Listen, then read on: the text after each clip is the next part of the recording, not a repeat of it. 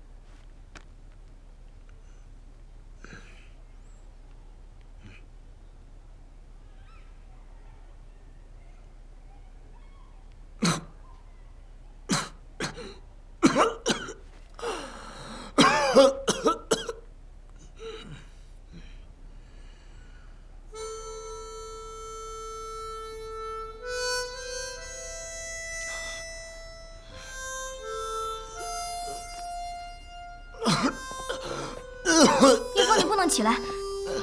哎，你快躺下，你有轻微脑震荡。没事，我可以。我给你喝点水吧。来。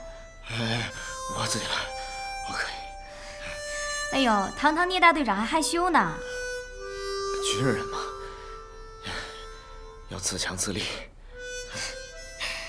要不是童医生特意嘱咐我，我才懒得管你呢。你呀，好好谢谢童医生吧。童医生？他在哪儿啊？哎，总统先生，您现在不能进去，手术刚刚结束。我女儿怎么样？打入右肺上叶的子弹已经成功取出来了。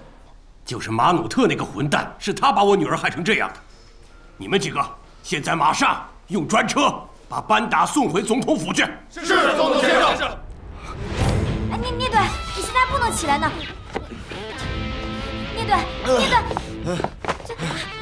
总统先生，可是班达还没有完全脱离危险。如果送回总统府，没有专业的医疗设备，很难长期维持班达的生命。什么？你在指责我不管班达的死活吗？如果您强行带走班达，就是在拿班达的生命开玩笑。总统让你做什么，你就做什么。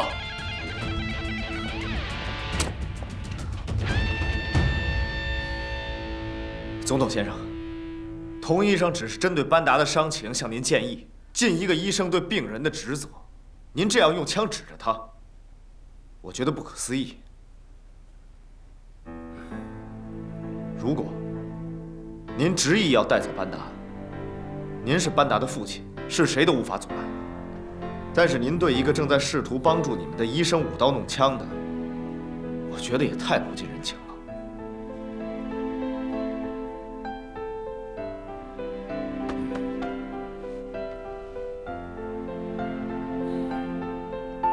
是你救了班达，是我。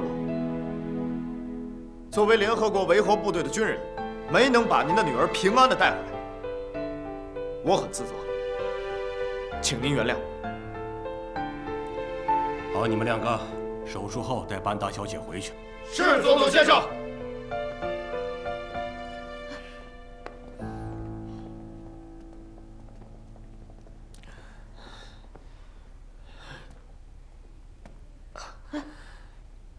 你没事吧？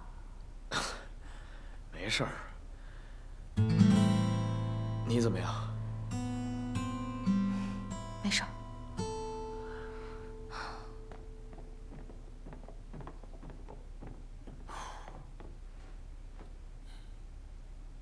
坐下。你想说什么？总统先生，我必须要问您，为什么在医院的时候您要对那个中国军人手软？他刚才对您非常无礼，他们是在我们的国家，他的这种态度应该受到严惩。阿明先生，在那种情况下，我们应该理智一些。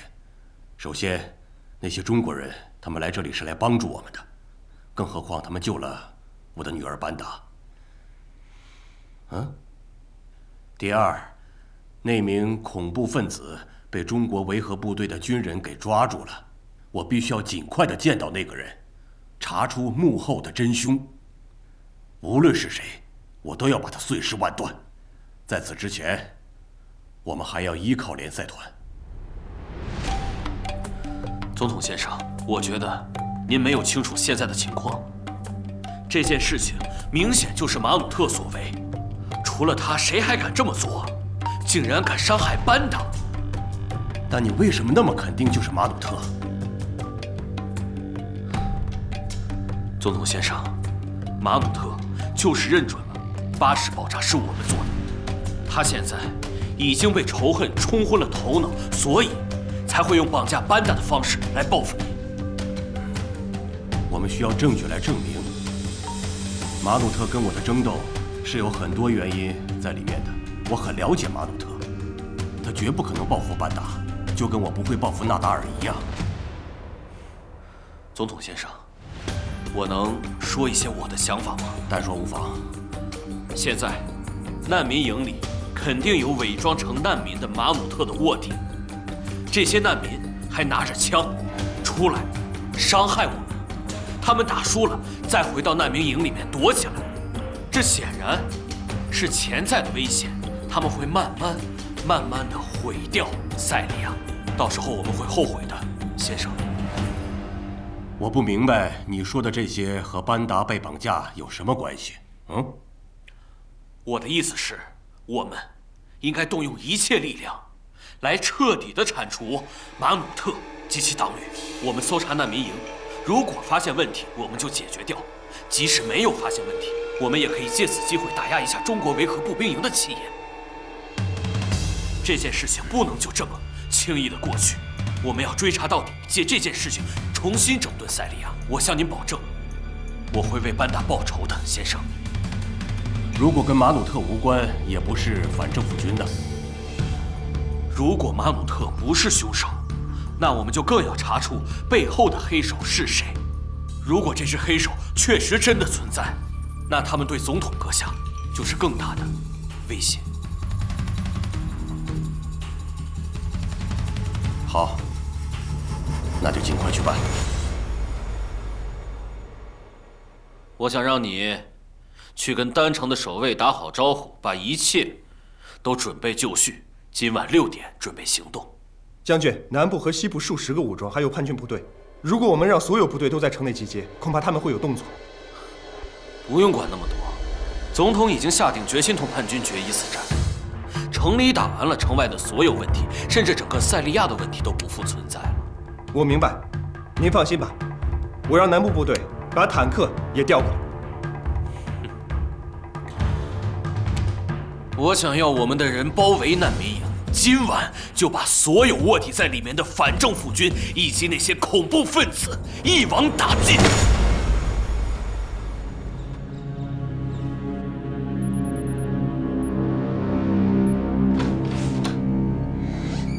欧阳女士，高院长，就等你们了。我们就不便参与了吧？把人送过来，我们的任务已经完成了。再说审讯的事情已经超出了我中国维和步兵营的职责范围。不，高院长，我们的工作职能分工不同，你们是守卫丹城的重要力量，我真心希望得到你们的帮助和支持。好吧，那我们就不推辞了。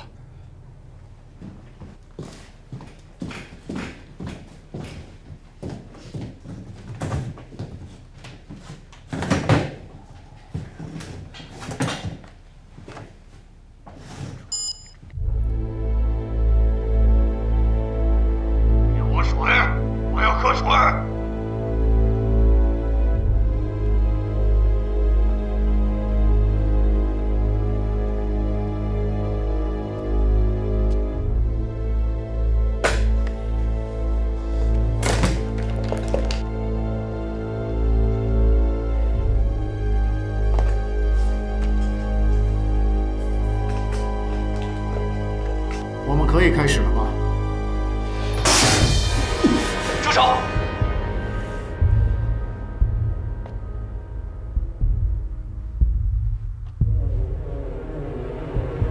些话要问你，请你如实回答。如果你有隐瞒的话，我们将会追究你的法律责任。就你这种狗腿子，也配做检察官？笑话谁呢？我在执行我的任务，你在这儿是撑不过1周的。等我1周后从这里出去，我第一件事就是杀了你！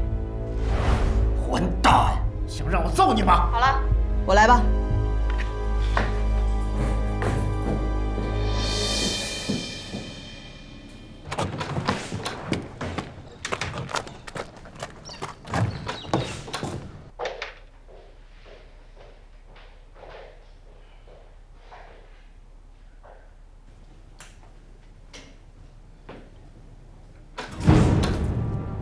没人指控你，对吧？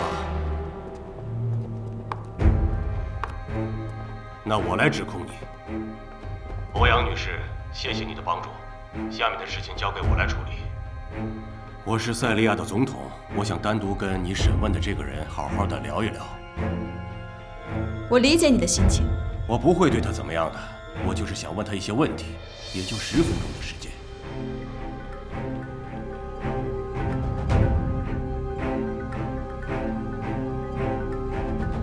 好，但是你要答应我，一定要保证他的人身安全。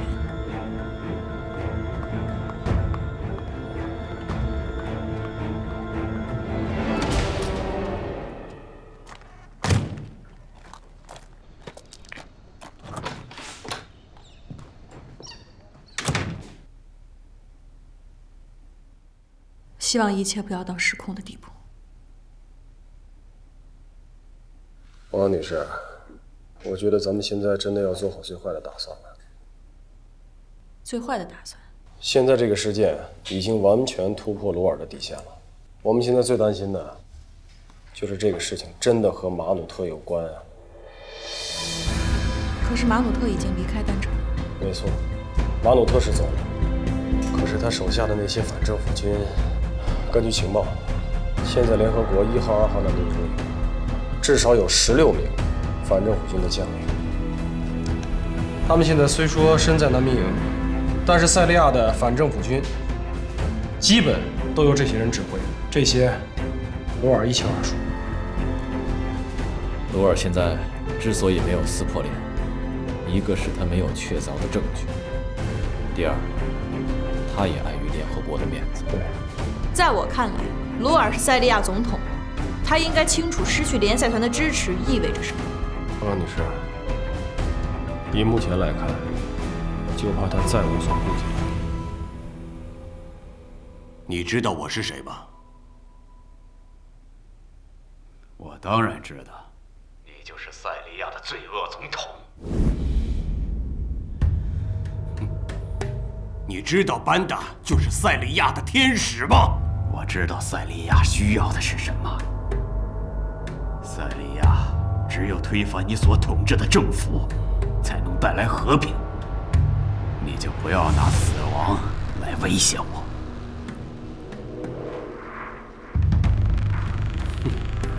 死并不是最可怕的，重要的是生不如死。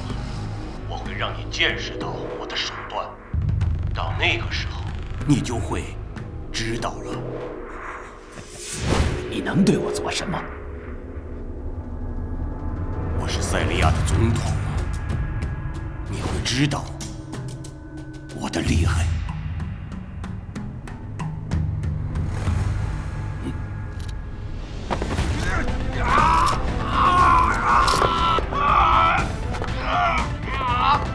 你再快说，快说呀！说话呀！是谁指使你的？说话！快点说！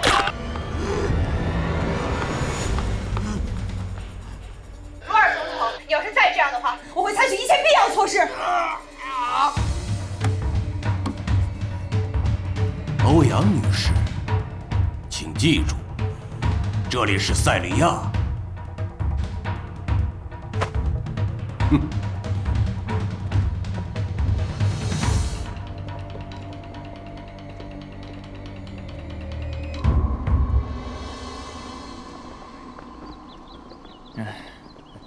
确实很危险。哦，来了。哎，总统先生，总统先生，能不能请您回答一下？总统先生，总统先生，说两句吧。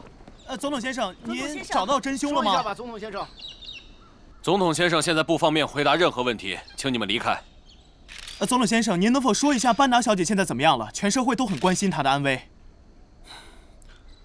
班达不仅仅是我的女儿，也是整个塞利亚人民的女儿。我想向关心她的人表示感谢。谢谢大家的关心。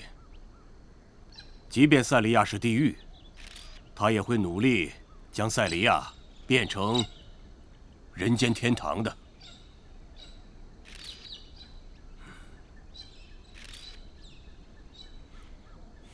总统先生，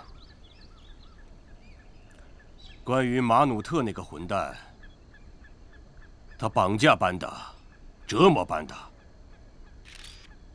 班达帮助塞利亚人民团结在一起，和睦相处，但他失败了，因为他太善良了。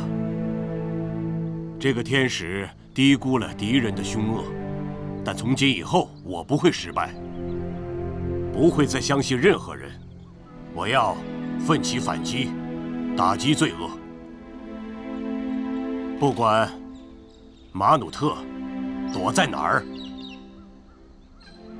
我都会让他血债血偿。总统先生，能否再问一下问题的说点好吗？总统先生，除非我们能证明马努特跟班达的绑架事件没有关系，否则塞利亚将永无宁日。那咱们得早做准备啊！这塞利亚又不太平了。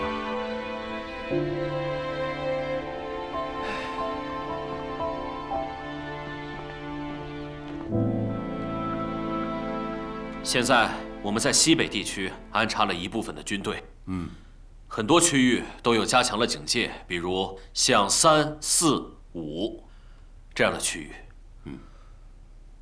在这样的区域，如果反政府军进攻我们，他们将遭受失败，胜利一定是属于我们的。很好，很不错。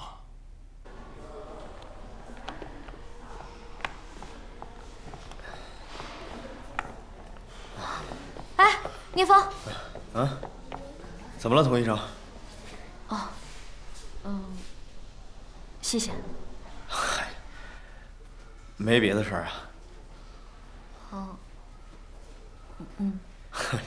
至于吗？我觉得我们也算是仁至义尽了。再说了，班达是鲁尔的女儿，她要把她带走，我们也没办法。但她是我的病人，我必须对她的生命负责。更何况她现在情况确实挺危险的。你呀，也别多想了啊。手术不是很成功吗？哎，我刚才还在想呢，胆子怎么那么大呢？枪口对着你都不害怕呀？其实我当时挺害怕的，但是我不能表现出来啊，我不能给咱们中国军人丢脸啊。行，硬气。是，没人要求你说谁枪口指着你的时候就不能发抖，但是你是拿手术刀的，只要做手术的时候别发抖就行了。行了，你现在身体那么虚弱，快回去休息吧。我没事儿，养一养就好了。哎，你也注意身体啊。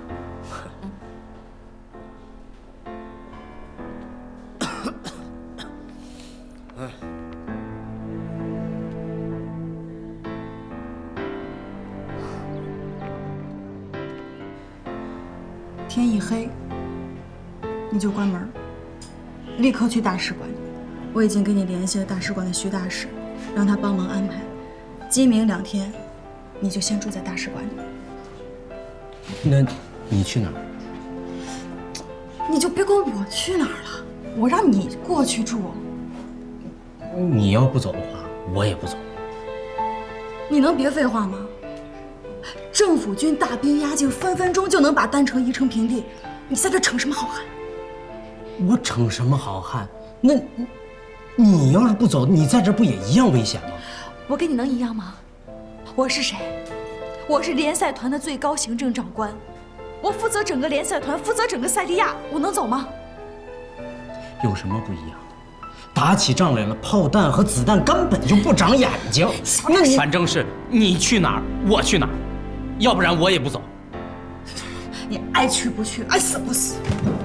你干嘛去？来了，不去了。你。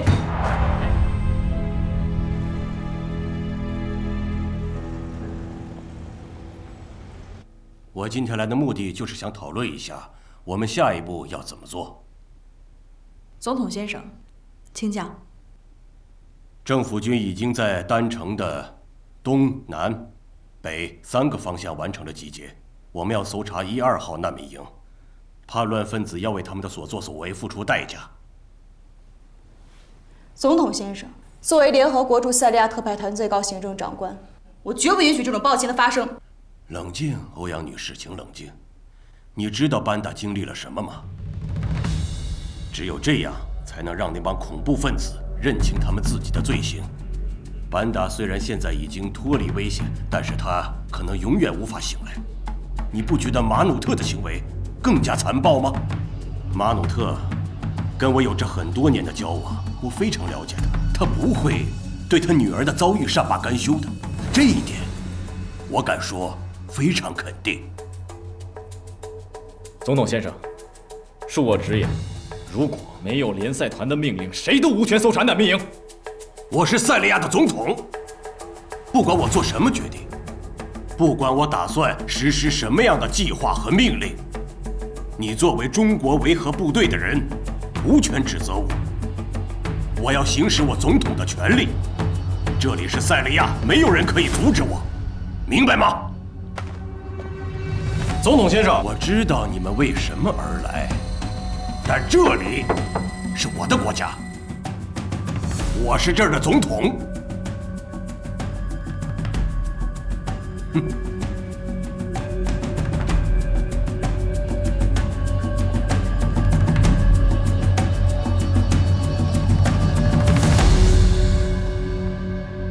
高院长，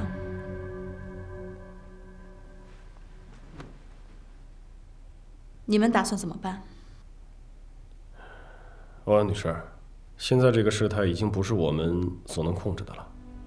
好，我立刻给徐大使打电话，让他通过外交途径跟鲁尔沟通。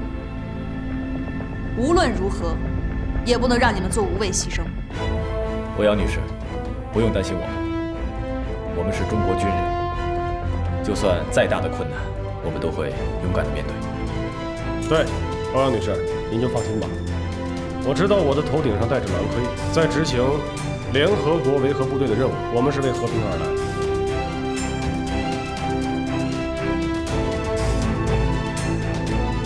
听你们这么说，我安心了很多。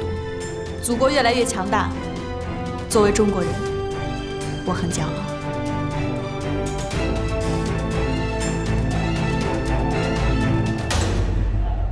搜遍了整个恐怖分子的营地，没有发现任何线索。牧羊，缴获回来的电子设备有什么收获？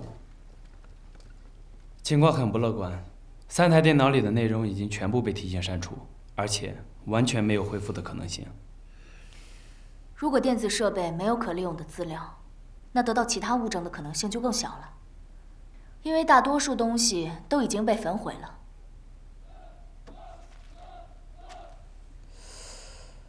这个标志我好像在哪儿见过，老边。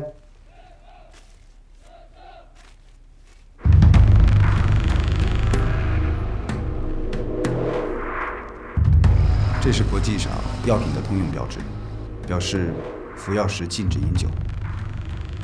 你是说这些碎片是进口药品说明书留下的碎片？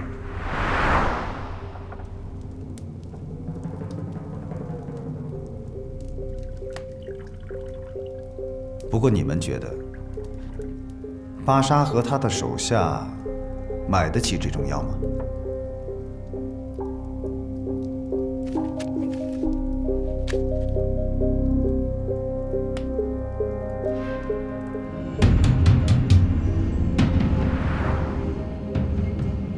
那就是说，这些碎片可能是一个盗狗营地，而且权力极高的人留下的。哪怕他不是巴沙的直接上级，也很有可能是跟班达绑架事件有关的重要人物。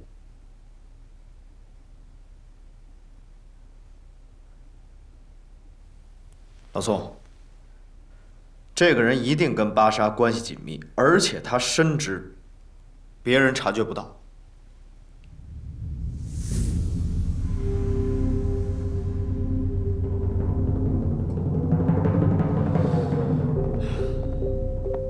所以说，我们一定要查到这个药品的信息，调查所有的药房和医生，查出这个购买人的个人信息。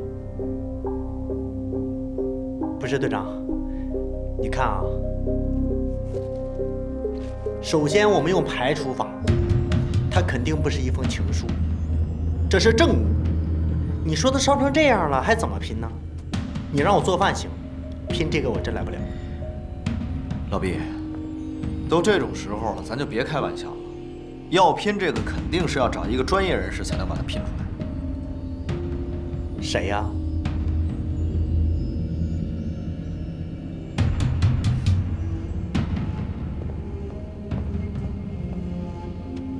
我来想办法。还不是指导员队长说的谁呀？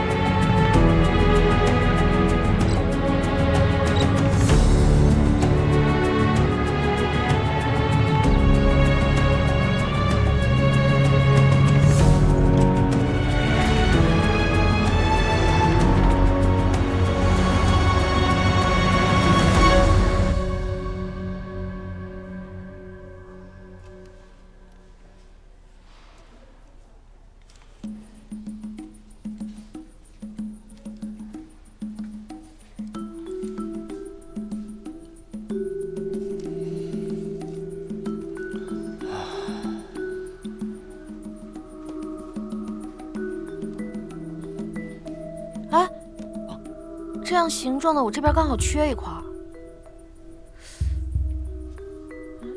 不对啊，你这创造力是满分，但是眼神差点儿。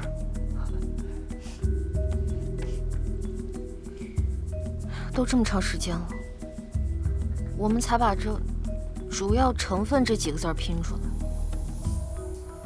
而且光凭这几个字，完全不能判断它到底是什么药啊！再这样下去，还不知道要死多少人呢。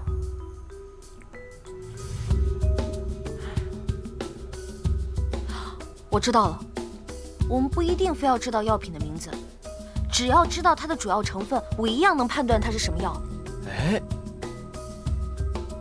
你说的对，我们不应该像拼图一样拼的，主要就是找那些相关的主要成分啊，对，主要成分，把这个找出来。对。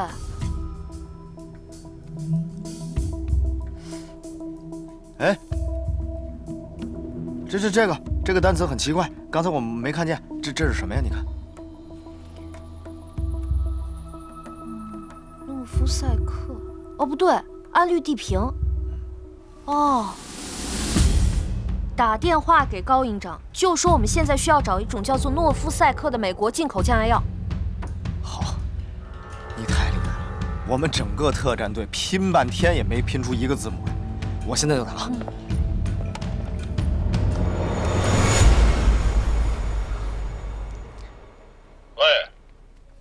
魏营长，我现在找到了巴沙上线的重要证据。聂风。不错啊，干得漂亮！这样，我会请求联赛团协助调查的。哎，好，谢谢高营长，这是大家的努力。徐大使，请坐，请坐。安念峰，那先这样啊，你先回来，有情况我再通知你啊。好，那先这样。是。徐大使，有个紧急情况，我必须亲自过来跟你当面说。什么紧急情况？还需要您亲自跑一趟？根据可靠消息，罗尔正在集结部队，有迹象表明他很有可能强攻难民营。强攻难民营？消息准确吗？消息来源可靠。如果他一旦动手，你们将会非常危险。我已经跟欧阳丹尼通过电话，希望通过外交手段解决此事。徐大使，来的这一路上你也看到了那些难民，中国维和步兵营有可能是他们最后的屏障。你记住，无论发生什么情况，中国大使馆和你们在一起。感谢您，大使。这个情况下，您也多注意安全。多谢。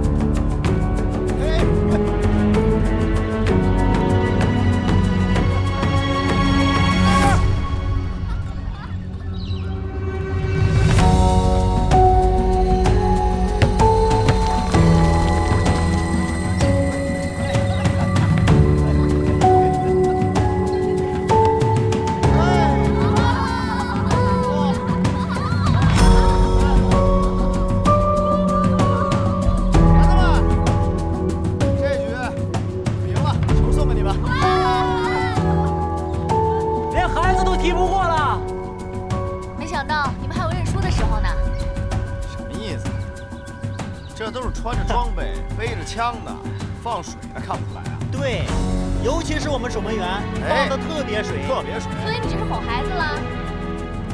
你怎么回事，自己？老宋，你不管一管啊？怎么又扯到我了？哎，真的是。就是，指导员帮人是帮我呀。害羞了。行了，烈风，紧急集合，紧急集合。收到，收到。小编、志勇，集合回营。走，孩子们，再见了。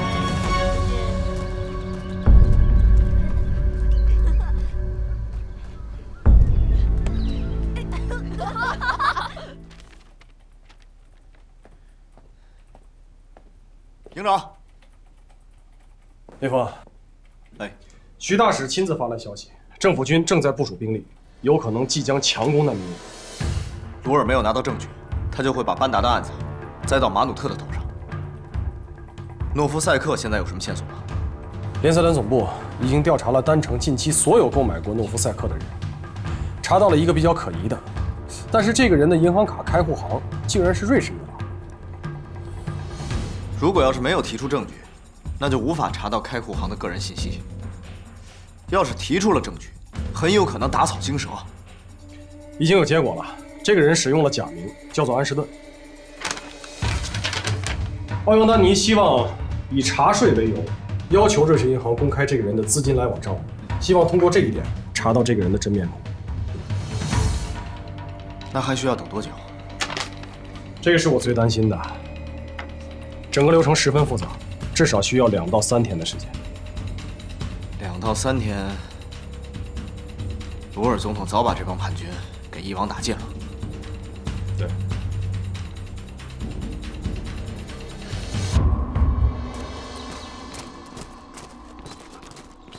队长，队长没有允许的话，我们不能让你进入。我有紧急情况，来不及向上级上报了，一切责任由我承担。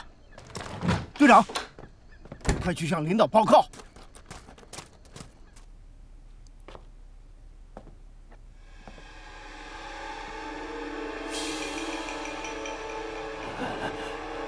看什么看？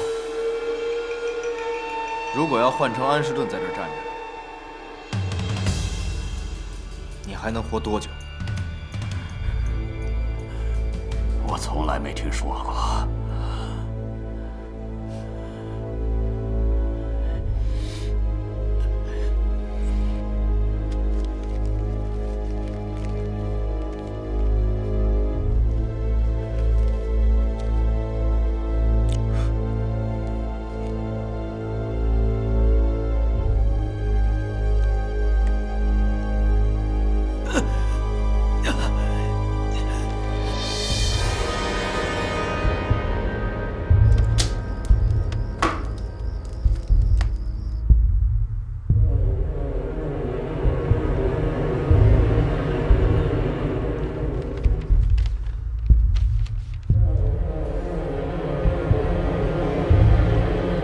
告诉我，那个人是谁？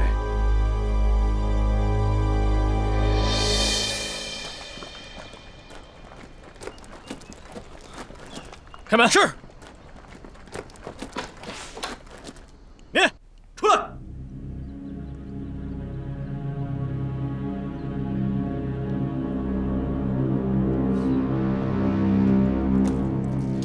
教导员，领导。聂风，我问你。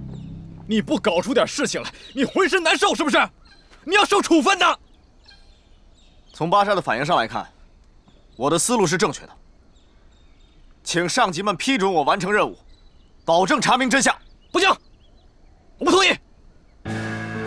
教导员，我理解你的顾虑，但你这样想：如果鲁尔真的是下定了决心，明天的这个时候，丹城将血流成河。也许我的判断也不一定能找到真正的答案，但是有一线希望，我们不能眼睁睁地看着这帮人大开杀戒吧？现在不是开不开杀戒的问题，我是担心你不成功怎么办？你要是不成功的话，整个维和步兵营都会被牵连进去。现在已经受牵连了。教导员，我恳请您批准我完成任务，明天天黑之前，保证查明真相。一定完成任务。你准备怎么干？把巴沙交给我，引蛇出洞，顺藤摸瓜。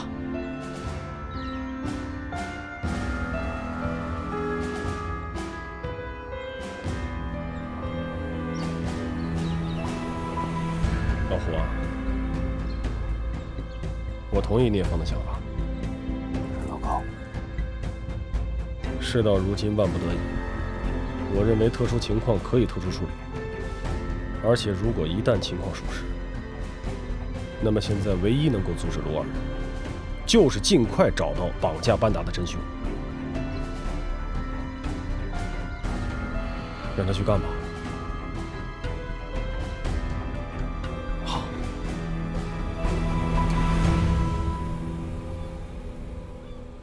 聂风，你给我记住了。把他给我完完整整的带回来，不能干一点出格的事儿。是。刘殿前到。通知宋建臣跟聂风一起去。是。保证完成任务。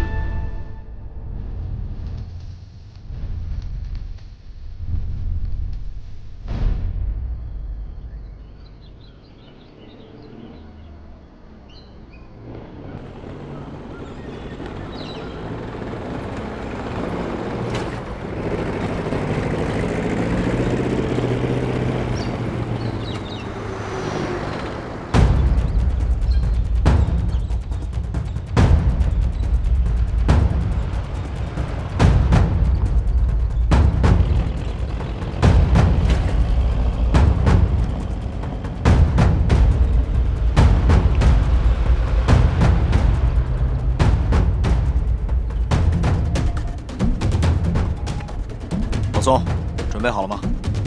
马上开始。放心，没问题。他有些昏迷，我得让他清醒清醒。那你悠着点，别出事儿。好的。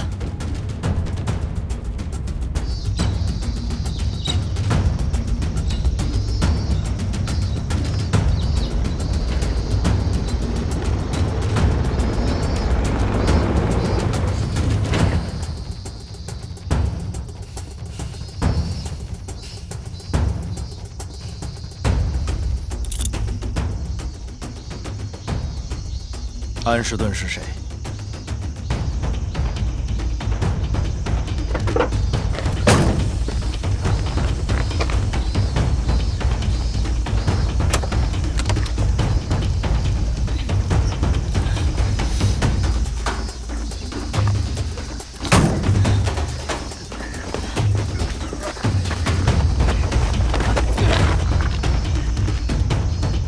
安士顿究竟是谁？你们该死的中国人！你们不能把我怎么样！说，我把你绑石头上扔进河里，多久才能找到你？嗯？你杀了我吧！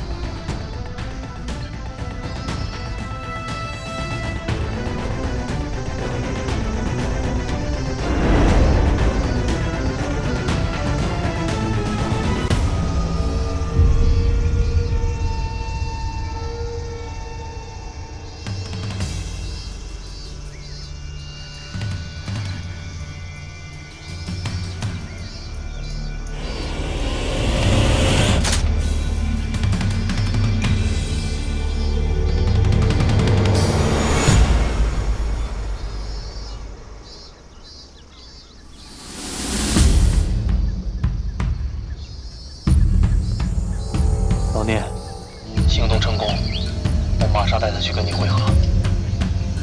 收到。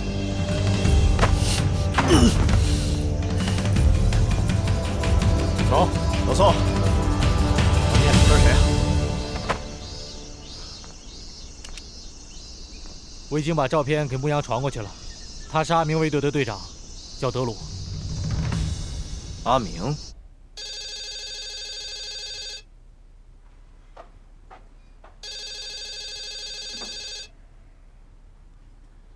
怎么了？出什么事了？稍后的计划是什么？他们的手里有秃鹰的照片，现在他们要去找秃鹰了。我们必须要保证计划延续。好，明白。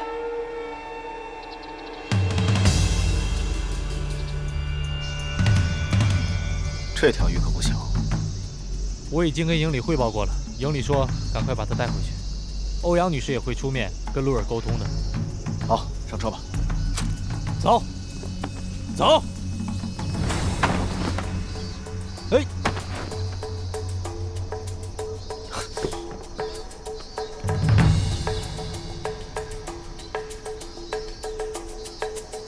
氰化钾，快，报告营长。是。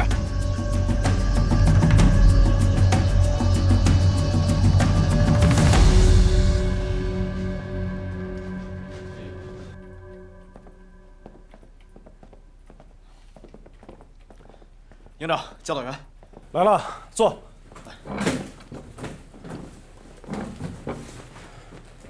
我先大概说一下基本情况。巴沙已经被移交联赛团警察部了。德鲁的情况，我也向欧阳丹尼做了汇报。就现在来看，这个阿明极有可能和恐怖分子保持着非常重要的联系，或者说，阿明就是巴沙隐瞒的那个上校。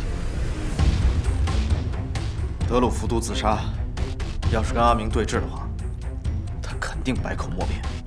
没有证据，说什么都没有用，鲁尔不会相信的。目前我们只能等联赛团总部对进口药品的调查结果。报告营长，欧阳女士电话。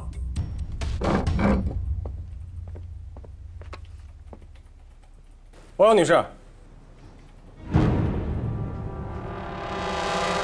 什么时候的事儿？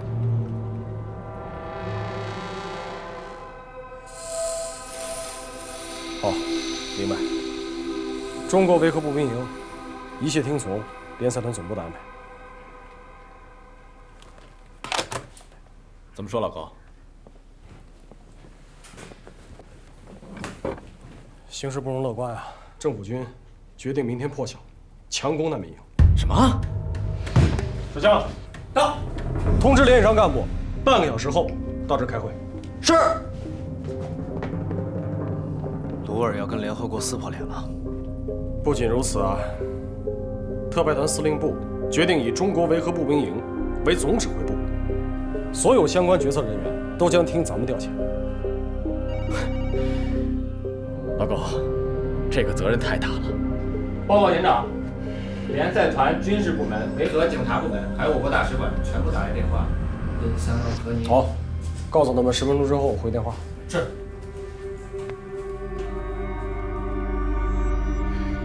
现在最直接的问题是保护好难民。昨天下午，鲁尔下达第175号命令，宣布丹城全面戒备，封锁道路，并且有目击者称，他们看到很多坦克出入，并且有大量的政府军进入丹城。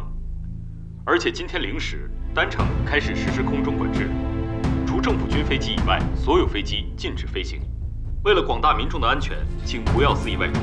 下面请看现场传来的报道。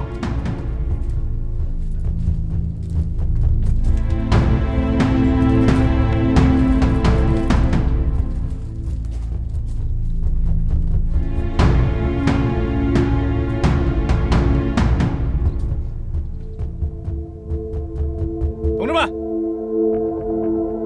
大家都看到了，鲁尔的政府无视与联合国的约定，明天将会强攻我们步兵营所负责守卫的难民营。下面，请营长传达上级给我们的命令。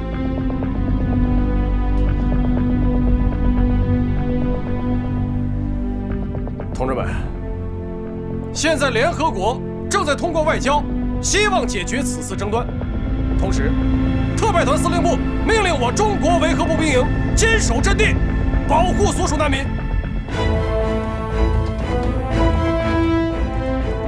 赶紧动员！命令！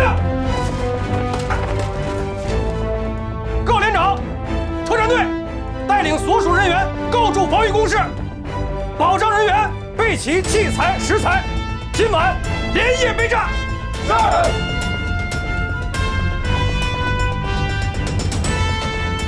同志们，饭后给家里写封信吧。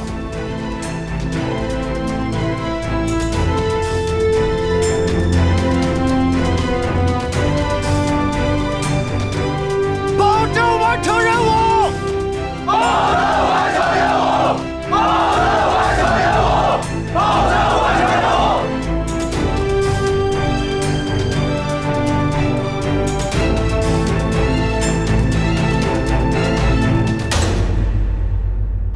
终究还是来了。班达无辜的被伤害，罗尔因此而准备动手，是不留任何余地的动手。我知道，班达的事让他愤怒，但这只是一部分的原因。更重要的是，他作为一个政治家的嗅觉，他知道这次的事是他血洗难民营、永久性的铲除马努特最好的机会。这里成了孤岛，我们是最后的防线，在我们的身后是将近2万人的2座难民营。这其中可能会有鲁尔所谓的叛军势力浑水摸鱼冒充难民，但绝大多数人都要因此而成为陪葬，也包括我们这是唯一守卫力量。连长知道，如果我们坚守到底，面对的很有可能就是政府军的坦克、装甲、上万人的步兵。我相信这次鲁尔说到做到，他会跨过我们的身体，直奔那些手无寸铁的平民，他自己的百姓。可是就在刚刚，营长和教导员做了决定，我们寸步不离，寸土不让。可我是真的害怕了。无论我们的意志多么强大，我们的准备多么充分，可这种害怕是源于我们不能攻击，只能自保。这是我们从未想象过的情景。我已经看到了政府军坦克巨大的炮口，黑洞一般，让人胆寒。可我们依然不会动摇。营长的一句话，是所有人准备赴死的决心。他说：“我们就眼睁睁地看着身后那2万人成为鲁尔的炮灰吗？”不需要回答，也不需要犹豫。中国人民解放军在保家卫国的同时，也会尽可能地保护所有手无寸铁的无辜的人们。唯有如此，我们才配得上叫做和平之时。如果我们的鲜血能让鲁尔停下屠杀的脚步，我想我们每个人都已经准备好了随时殉道。可是，只有这样，才是迈向和平的道路。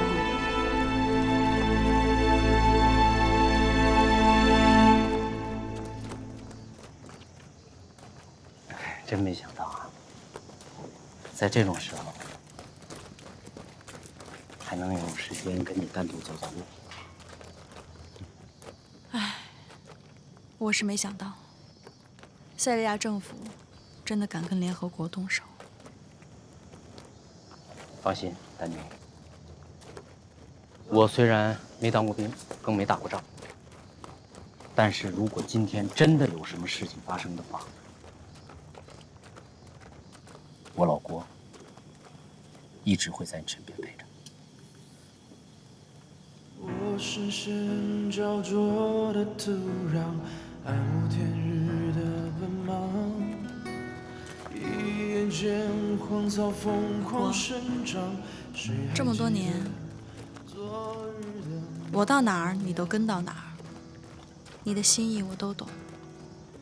我多想眺望远方，谢谢。其实啊，都是我的错。自从离婚那天起，就是我的错。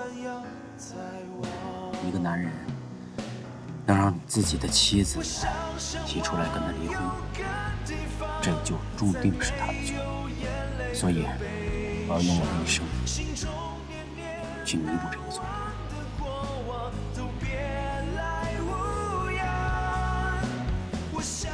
以前的事儿都过去了，也不知道以后还有没有机会吃到你亲手做的饭。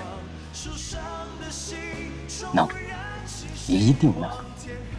无论走到哪儿，就算是在黄泉路上，我也给你做饭吃。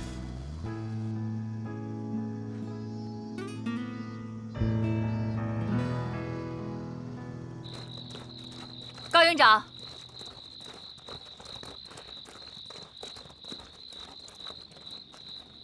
营长同志，我愿受联赛团委派，与维和部队协同作战。好的，营长，感谢，辛苦了。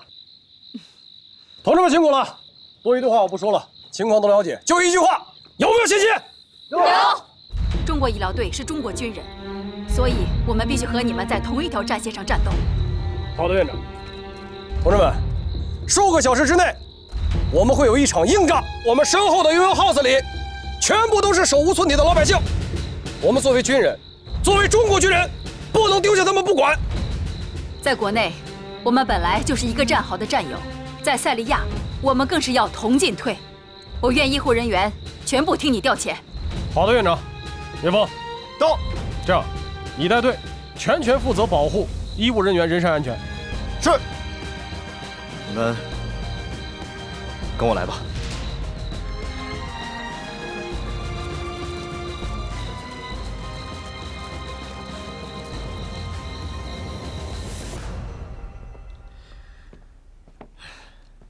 会开枪吗？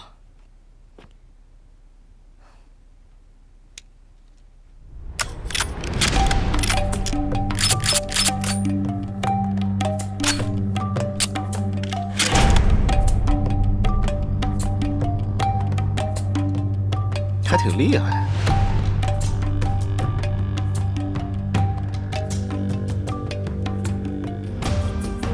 留着防身吧。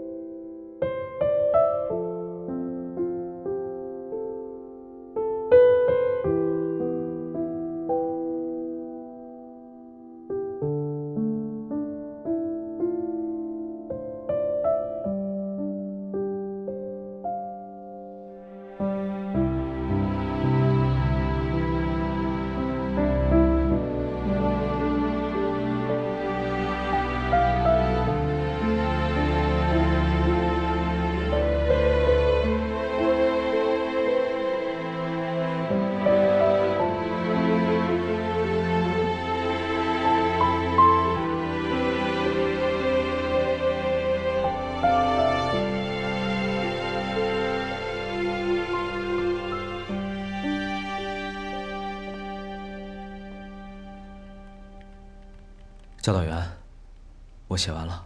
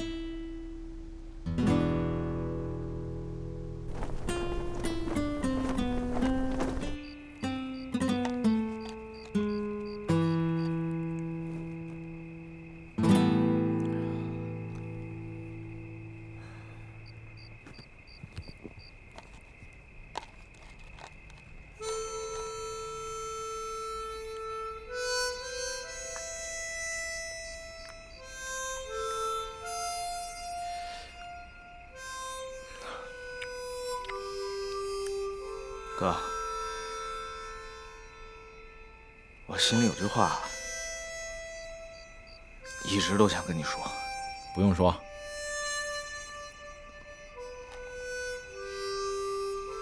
也不要说。啊？我知道你想说什么。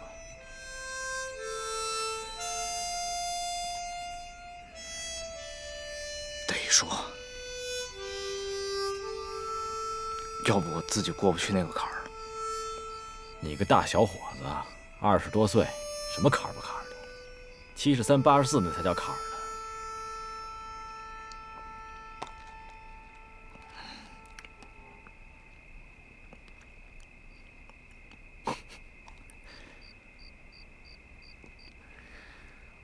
我还记得呀，我刚把你从那个废墟里刨出来的时候，也这德行。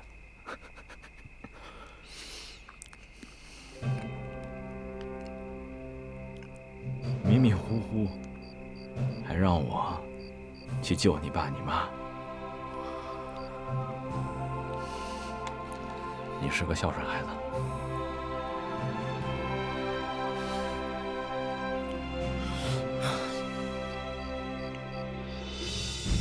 我绝对忘不了08年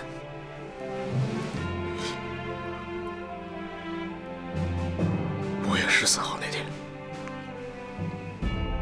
也就是地震2天以后，是我让你失去了所有的亲人，是你让我成为了一名军人。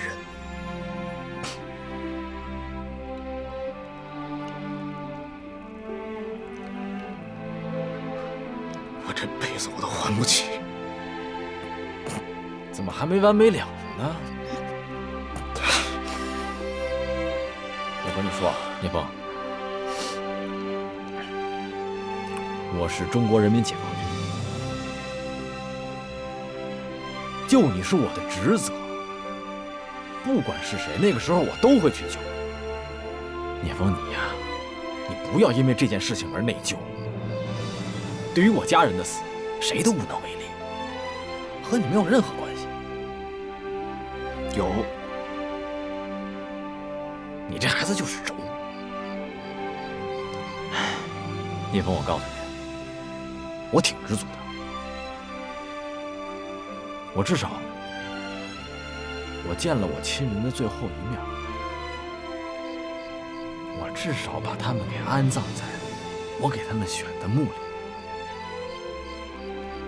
你想想有多少人，几万人，自己亲人都不知道在哪儿。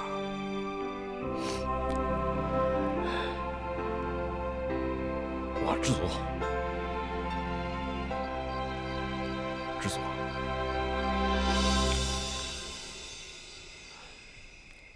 要照你这么说，我也知足。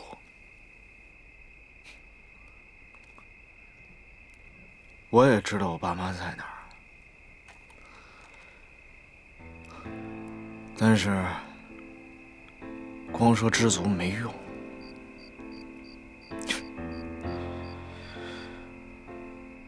是个孤家寡人，我是个孤儿，这是不争的事实。所以说，哎，我问你，谁是孤家寡人呢？你呀。我是吗？对，我有你呢。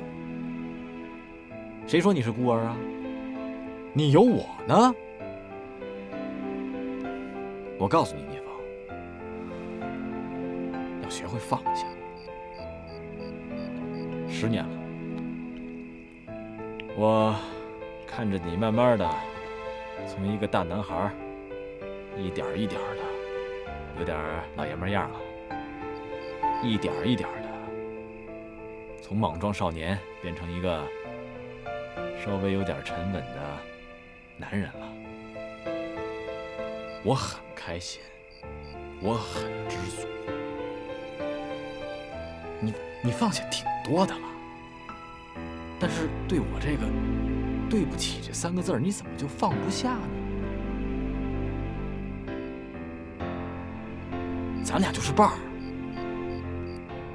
你替我家那6口活着呢，我就替你爸你妈活着呢。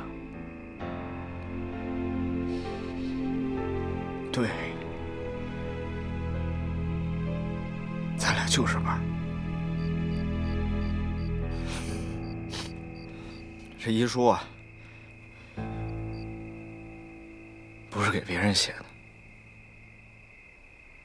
咱俩是给对方写的。为什么什么都没写啊？因为都知道对方想写什么。古时候有很多的无字碑，咱俩就给他来一个白纸的遗书。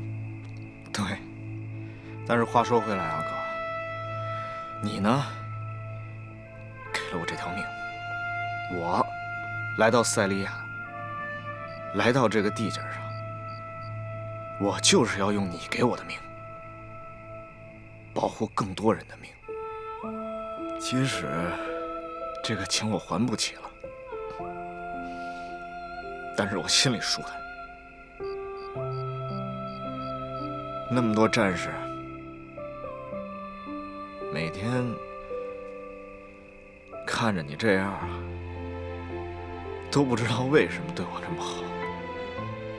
我也跟谁都没解释过，但是我心里只有一个想法：不能白瞎了你给我的这条命。好，那明天咱们就要活一起活，要死啊一起死，要活一起活，要死不能一起死。你可记住了啊！大事上都听你的，小事上你得听我的。咱们明天真要是动起手来，你就得站在我后面。你知道为什么吗？你听我说，你不要跟我犟。你站在我后边的主要原因就是，如果我真的要是牺牲了，你得替我活着，你知道吗？如果我们都平安，那就一起醉一场。我答应你，明天我一定冒你后边，行了吗？行，来，咱俩干一个，用花生米，来，干一个，一言为定啊！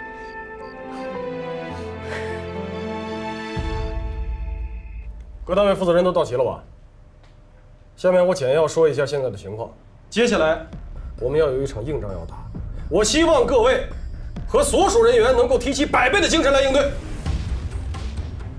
无论政府军什么时候展开强攻，咱们都不能后退半步。要知道，我们现在不光只是中国维和步兵营，而是代表了联合国维和部队和中国人民解放军双重的身份来执行这次任务。好了，多余的话我不说了。接下来，我开始进行战斗部署：一，打开武器库，所有轻重武器分发到单兵手中，子弹1颗不留。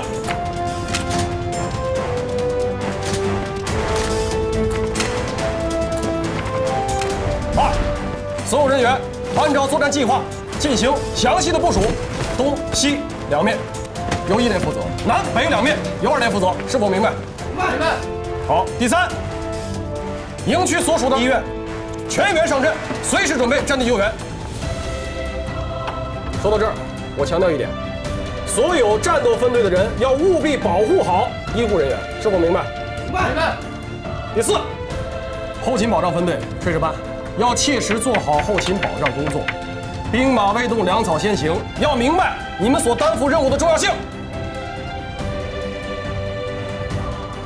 作战计划部署完毕，最后我再强调一点，各单位负责人，我希望这场战斗过后，咱们全营几百号的兄弟要一个不落的全部安全带回家。完毕。保证完成任务。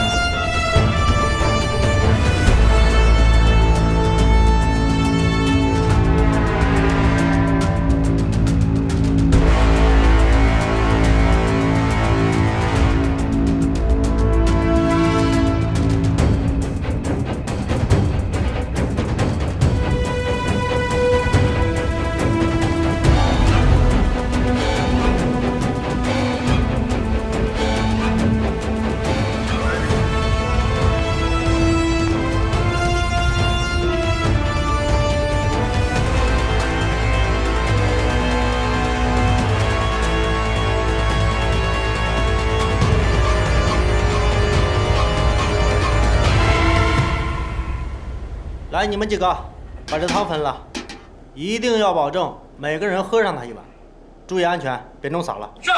去吧。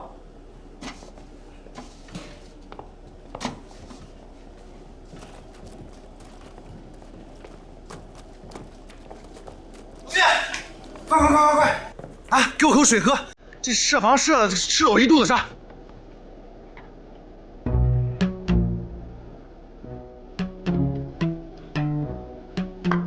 快！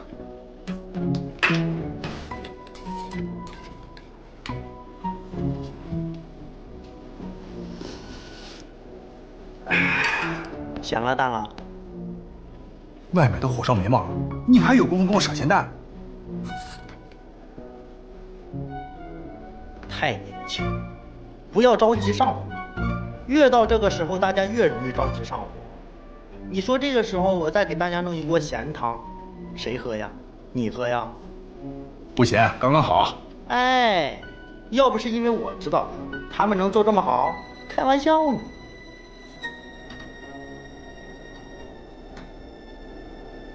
我知道了，你是不是就用这锅汤把嫂子引过来？别提了，闹掰了。可能以后见面呢，我都得叫声嫂子。哎，没事，关键啊，曾经拥有。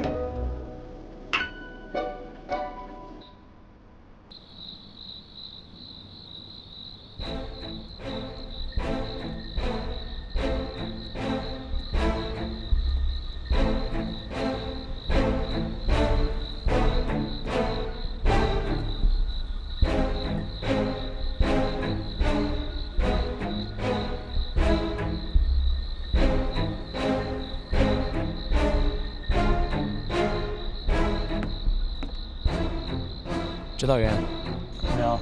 怎么样？有什么情况吗？一切正常。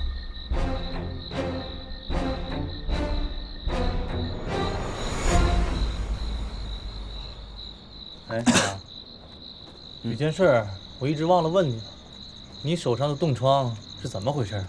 啊，这个是我之前在大兴安岭站岗的时候冻的。我前2天还和聂队长说来着。我说在东北的时候觉得已经挺难熬了，没想到来了塞利亚以后才发现东北不算什么。要多注意啊。是。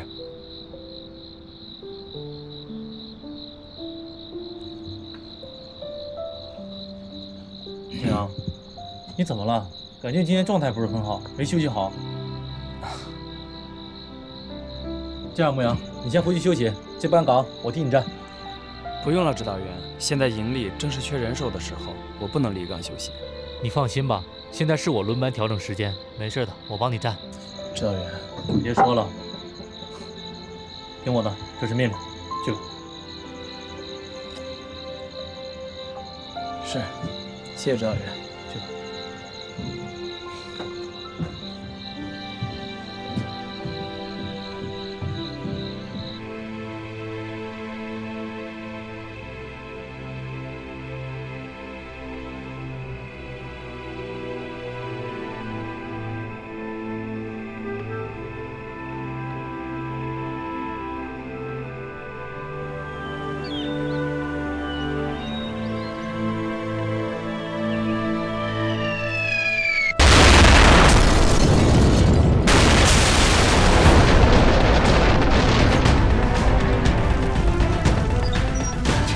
老兵，警戒！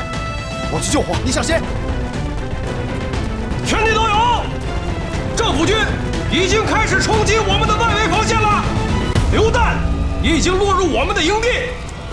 步兵营所有战士迅速各就各位，加强警戒，死守营地，绝不能让政府军踏进我步兵营半步。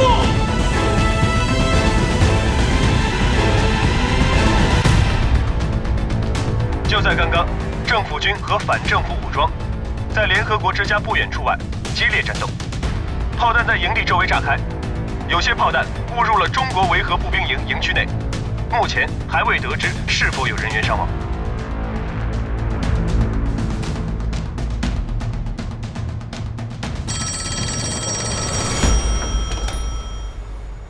欧阳小姐，我方人员进一步调查了安士顿名下的瑞士银行账户，发现了多笔转入单城本地银行的转账，其中几笔数额较大。经过调取此前的监控录像，我们发现取款人正是塞利亚恐怖分子巴沙。也就是说，安士顿的确是巴沙的上线。现在就将所有的证据传给鲁尔总统，并请对方在收到证据以后立刻回电给我。明白了。哦，还有，等一下，请继续调查，直到明确安士顿的真实身份。好的。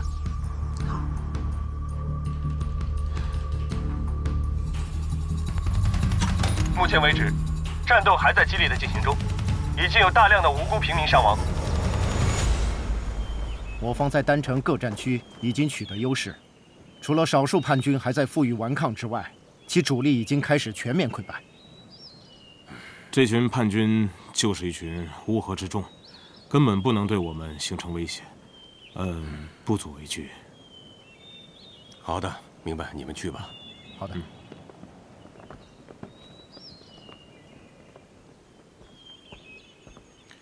总统先生，是你把消息传出去，说政府军今天要强攻难民营吗？总统先生，我不知道事情的真实情况，但我们的确发现了在难民营里的反政府军叛徒。难民营已经成为了藏匿罪犯的老巢，是一个巨大的安全隐患。如果我们再不围剿的话，你说的没错，难民营的隐患一定要消除。但是我们要注意处理的方法，毕竟那里是联赛团的驻地。总统先生，如果那里真的是联赛团的驻地的话，班达小姐根本不会被恐怖分子所绑架。正因为她被恐怖分子绑架了，所以那里根本就是无法之地。你说的也不是没有道理。但是我要先和中国的维和部队正式的谈谈，让他们放弃驻守难民营。记住，绝不能擅自动用武力。好的，总统先生。你看这个5号地狱，和这个。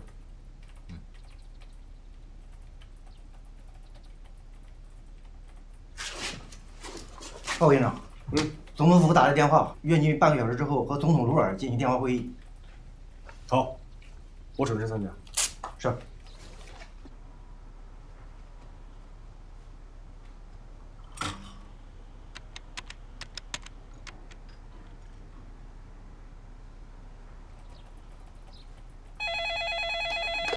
喂，高营长。哦，欧阳女士。那个名为安士顿的人的确是巴沙的上线。1个小时前，我已经派人把证据传给了总统府了。太好了，刚才总统府已经打来电话，鲁尔总统约我一会儿进行电话会谈。我估计他是不是要说这个证据的事儿？但是，我有一个不太乐观的预感，因为直到现在，总统府那边还是没有给我任何的回应，所以很有可能，总统那边没有收到任何的证据。我明白了，你的意思是说，巴沙交代的那个上线，也就是安插在总统府内的间谍，很有可能提前获得或者是销毁这个证据。对，所以你和鲁尔的会谈未必会顺利。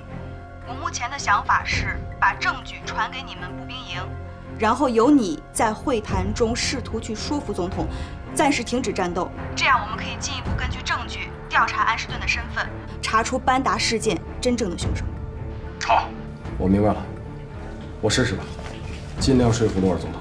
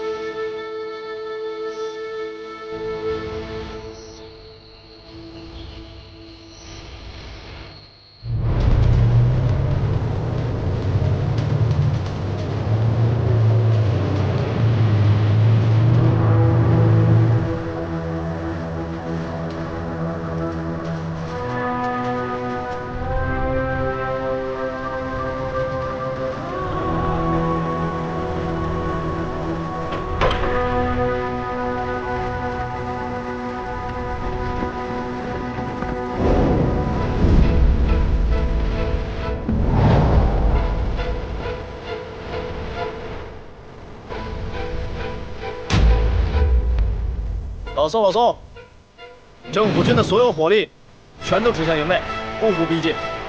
我觉得他在试探我们的底线。老聂，以政府军的火力，想要攻破我们的防守，简直易如反掌。他们根本不需要试探。他们现在之所以没有向我们开火，他们顾及的只是联合国和中国军队的威望，连任何警示射击都没有。他们会觉得我们示弱。我现在就联系营部。老聂，听我的，你稍安勿躁，等营长和鲁尔谈完话之后，会给我们下明确的命令的。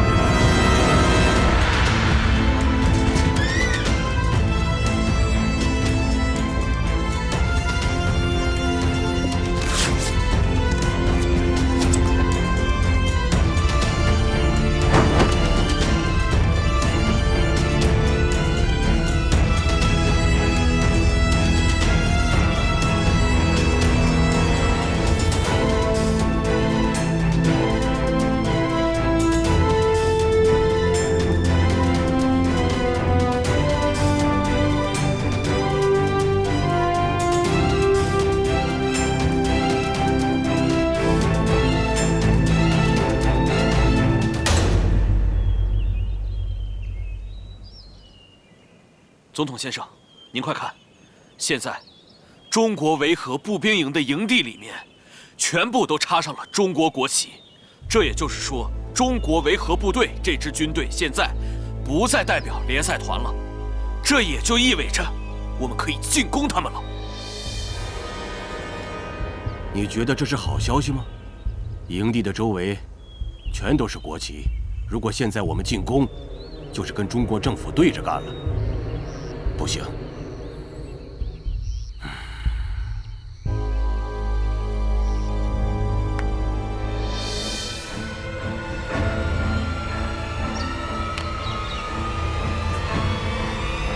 别动！别动！别动！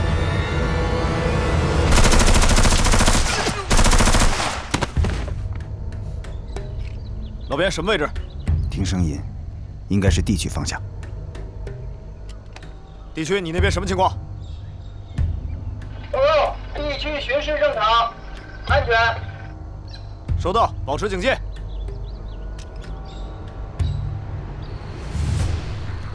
你好，高营长。总统先生，我打给你只有一个目的，就是明确告诉你们，你们不要挡在政府和国家叛徒之间，这样做毫无意义。所以，我郑重地奉劝你们，不要成为无谓的牺牲品。总统先生，恕我直言，您所说的那些国家叛徒，都是手无寸铁的妇女和儿童。况且，我们守卫难民营是中国维和步兵营驻守塞利亚的职责，更是对联合国的承诺。我们不能因为您的一句话就放弃。班达走进难民营时，他不也是踏上了你们中国维和部队的领地吗？你们保护好他了吗？你还好意思跟我谈承诺？总统先生，我正要向您说班达绑架的事情。联赛团刚刚发来消息，已经查到了巴沙上线的一些线索，而且这些线索已经以文件的形式发到您的总统府，不知道您是否收到？巴沙的上线是谁？总统先生，水落石出只是时间问题。中国军队和联合国的态度是，希望您在查到罪魁祸首之前先行撤军。哼，你是想搪塞我，让我放过伤害班达的那些人吗？总统先生，在没有确凿的证据之前，马努特他仍旧是无辜的。恕我直言，如果您一定要强攻难民营，那么中国军队将和难民营共存亡。